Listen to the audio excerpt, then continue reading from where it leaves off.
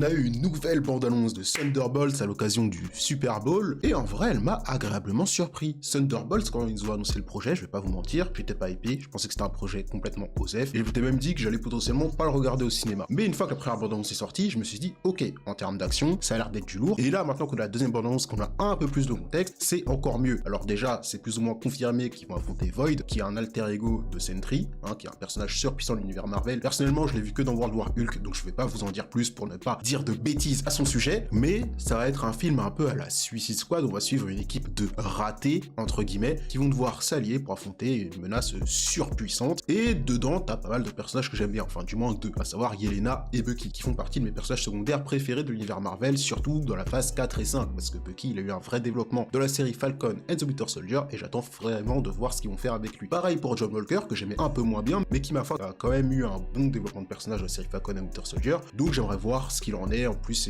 il a un délire où il doit se racheter, qu'il doit essayer de redevenir un héros, c'est devenir un père maintenant, donc il y a tout ce type de problématiques que je trouve stylé. Après, évidemment, il y a des personnages comme Taskmaster, on sait qu'ils sont morts, vu qu'on le voit pas du tout dans la bande-annonce, à part sur un plan, et après, le personnage de Red Guardian, je pense également qu'il va y passer. En tout cas, dans cette bande-annonce, on a eu pas mal de scènes d'action qui ont l'air plutôt stylées. J'aimerais savoir si on va avoir une justification sur le fait que les Avengers soient absents, ou si ça va être comme des autres films, on va voir, ils sont en vacances, ou je sais pas ce qui se passe. J'attends ça fort, et j'irai le voir Day One, et je pensais vraiment pas dire ça. En tout cas, moi, je vous laisse me dire en commentaire ce que vous avez pensé des différents trailers du Super Bowl, et si vous êtes hype ou non pour le film Thunderbolt, qui sort très bientôt, puisqu'il sort fin avril, début mai.